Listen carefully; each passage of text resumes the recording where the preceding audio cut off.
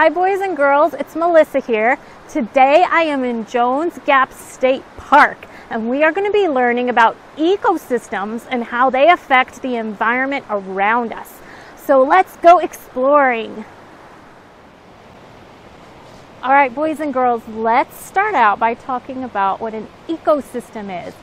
You may be wondering what that big word means, and it is simply a biological community of organisms that interact together. So they all interact together, and it also includes the physical features of where they live. So plants, trees, water, all of that. An ecosystem can be as small as a little pond or even a tide pool at the ocean.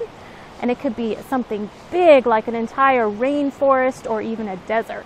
So I'm going to actually show you one tiny little area that could be an ecosystem for bugs and small critters and things like that. So we're actually going to take a look at this rotted out tree trunk.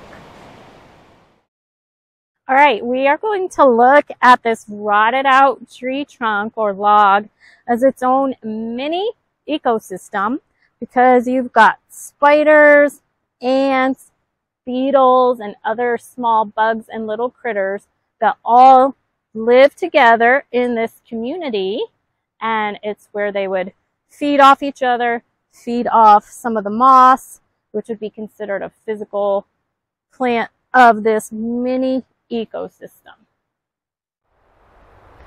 All right, so another factor of ecosystems is that they include living things like animals, plants, and non-living things like the rocks, the temperature. And ecosystems also all have food chains, which means the bigger animals are going to feed off the smaller animals. So think of like worms, beetles, and bugs. The birds are going to come down and eat those, and then bigger animals, coyotes, foxes, might eat the birds and things like that. So that's what we call a food chain. All right, boys and girls, another feature or factor of ecosystems is that they can be really small, like a pond with fish, frogs, turtles. Even a tide pool is an example of an ecosystem. Or they can be really large, like an entire desert. In fact, did you know there are two different kinds of deserts?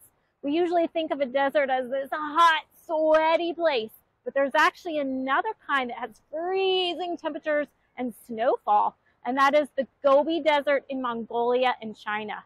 Another perfect example of an ecosystem is a forest.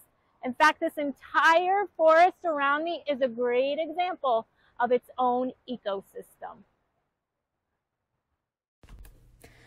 Okay, here is a live example of a freshwater tide pool in which you would find critters such as tadpoles, salamanders, and crayfish.